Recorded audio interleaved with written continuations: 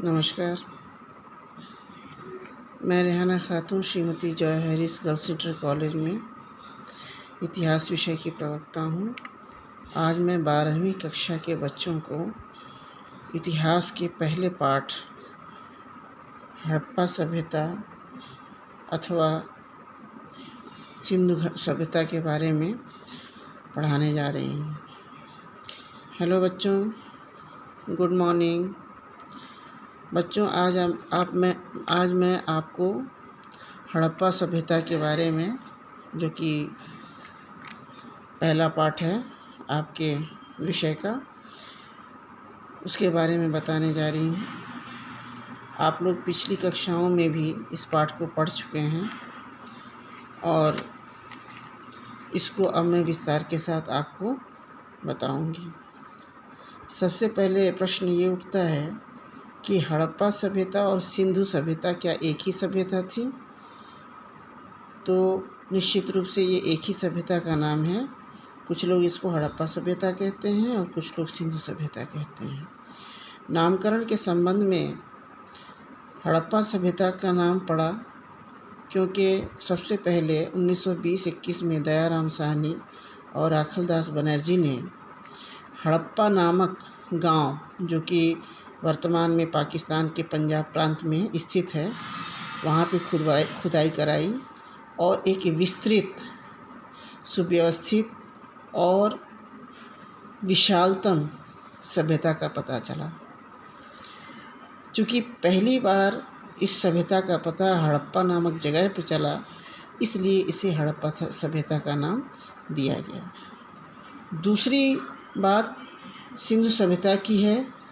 तो सिंधु, आप जानते हैं कि कोई भी सभ्यता, विश्व की जितनी भी सभ्यता हो, चाहे मेसोपोटामिया की सभ्यता हो, मिस्र की सभ्यता हो या बेबीलोनिया की सभ्यता हो, सुमेरिया की सभ्यता हो, ये सारी की सारी सभ्यताएं किसी न किसी नदियों पे बसी हुई थी।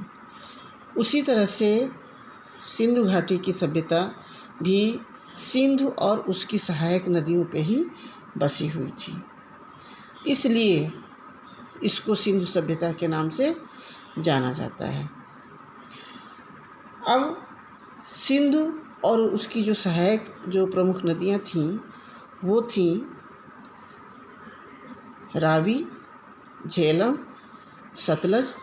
ये प्रमुख नदियां थीं जो सिंधु सभ्यता के जितने भी स्थल हैं, ये कहीं न कहीं ये सारे स्थल इन्हीं नदियों के किनारे बसे हुए हैं। एक दो और भी हैं।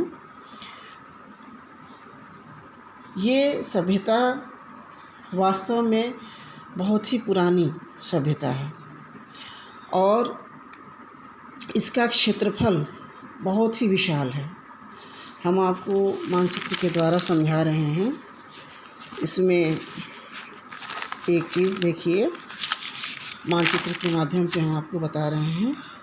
ये देखिए, आप इधर पश्चिम में चलेंगे तो सुतका गेंडोर, जो कि पाकिस्तान क्षेत्र में आता है, पश्चिम क्षेत्र में, और पूरब में ये आलमगीरपुर, जो कि भारत के मेरठ ज़िले में आता है, उत्तर प्रदेश के मेरठ ज़िले में।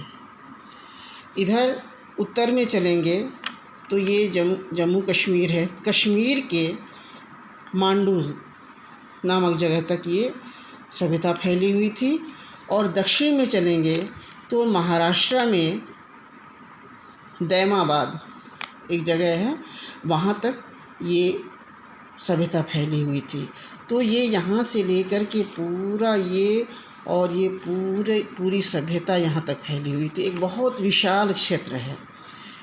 अगर इस विशालता का अंदाज़ा लगाया जाए तो पश्चिम से लेकर के पूरब में ये लगभग 1600 किलोमीटर के क्षेत्र में लंबाई चौड़ाई का अगर अंदाज़ा लगाया जाए तो पश्चिम से पूरब में 1600 किलोमीटर तक फैला हुआ है और उत्तर से और दक्षिण तक लगभग ये 1100 किलोमीटर क्षेत्र में फैला हुआ है। तो इसका फैलाव बहुत ही विशाल है और इसमें पाकिस्तान, अफ़गानिस्तान और आपके भारत के बहुत सारे जो स्थल हैं इसमें आते हैं। जो प्रमुख सिंधु सभ्यता के स्थल हैं उनमें हड़प्पा, मोहनजोदड़ो जो कि हड़प्पा सभ्यता का सबसे विकसित और सुव्यवस्थित शहर था। ये नगरीय सभ्यता थी और मोहनजोदड़ो में इस नगरीय सभ्यता का बिल्कुल खुल करके स्वरूप सामने आता है। उसी तरह से कोटदीजी, बनावली, राखीगढ़ी, कालीबंगा जो कि राजस्थान में है और बहुत ही ये भी मशहूर स्थल था। उसके बाद से हम आते हैं गुजरात में धौलावीरा, सुरकोटा और लोथल भी बहुत ही मशहूर स्थल है हड़प्पा सभ्यता का। तो इतने विशाल क्षेत्र में ये हड़प्पा सभ्यता फैला हुआ था। अब हम आते हैं कि बहुत सारे विद्वानों में ये मतभेद है कि इसकी समय अवधि क्या थी, ये सभ्यता कितने 100 वर्ष पुरानी है। तो इसमें विभिन्न विद्वानों ने अलग अलग अपने विचार प्रस्तुत किए हैं और उसमें से जो सर्वमान्य विचार है वो 3250 से लेकर के 1750 ईसा पूर्व के लगभग है। लेकिन इसके पहले बड़ा ज़ोरदार जिन्होंने अपने विचार प्रस्तुत किए, मार्टिमर व्हीलर जो 2500 से लेकर के 1500 ईसा पूर्व तक सिंधु सभ्यता की काल अवधि मानते हैं।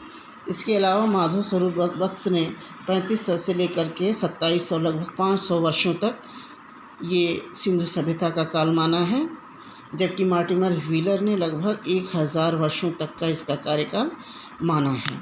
और जॉन मार्शल ने इन्होंने भी लगभग 500 वर्षों तक इसका काल माना है, यानी 3250 ईसा पूर्व से लेकर के 2750 ईसा पूर्व तक।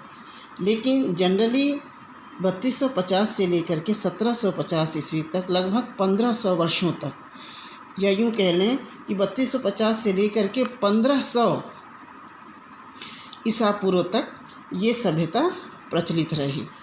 तो एक बहुत ही लंबे समय तक ये सभ्यता अपने विकसित रूप में रही और उसके बाद से इस सभ्यता के पतन के बाद एक दूसरी सभ्यता का विकास हुआ जो थी आर्य सभ्यता।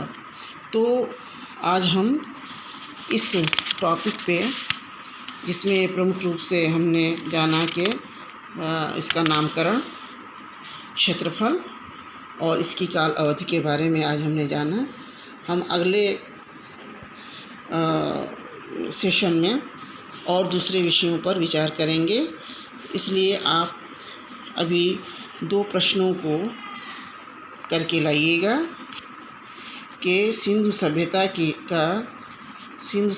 का क्षेत्रफल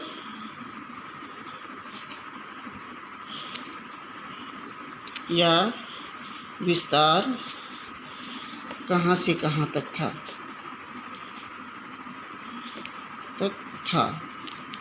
दूसरा, सिंधु सभ्यता की काल अवधि क्या थी। धन्यवाद।